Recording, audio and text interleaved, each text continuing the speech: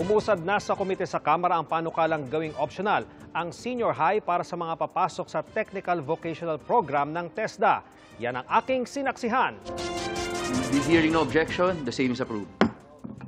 Thank you. Pasado na sa House Committee on Basic Education and Culture ang panukala na mag-aamyenda sa K-12 program ng Department of Education. Sa ilalim ng panukalang Education Pathways Act, hindi na kailangan mag-senior high school para makapasok sa Technical Vocational Program ng TESDA. Layo ng hakbang na solusyonan ang kakulangan ng trabaho para sa mga nakapagtapos ng senior high school, lalo't ayon sa DepEd, tinatayang 30% ng mga graduate ang nasa technical vocational track. Pero ang kinatawa ng Second Congressional Commission, sinabing baka hindi na magtuloy sa pag-aaral ang maraming estudyante kapag natapos na ang junior high school o grade 10. Agam-agam lang ng isang kongresista. Junior high school completers after grade 10 would have an option to go to college or TVL. But since it is no longer compulsory and mandatory, not making an option at all would also be an option. Meaning they stop at grade 10.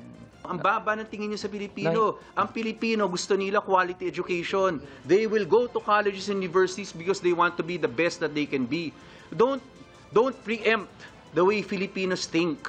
Hindi lahat elitista. Kahit yung marami diyan talagang gusto nila right education.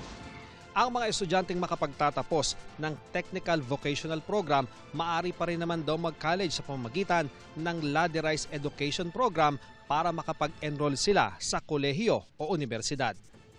Suportado ng Teachers Dignity Coalition ang pag-amyenda sa K-12 program. Pero para magtagumpay ang bagong batas, dapat daw lahat ng basic needs sa edukasyon na ibibigay. Lahat po ng pangako nitong K-12, there were 3 promises during that time. One is global competitiveness, readiness sa college education, and 3, employability. Unfortunately, hindi po nakuha yung lahat ng ito. Para sa GMA Integrated News, Ian Cruz ang inyong saksi. Mga kaibigan, samahan nyo kaming saksiyan ng mga balita. Mag-subscribe sa GMA Integrated News sa YouTube. Para sa mga kapuso abroad, samahan nyo kami sa GMA Pinoy TV at sa www.gmanews.tv.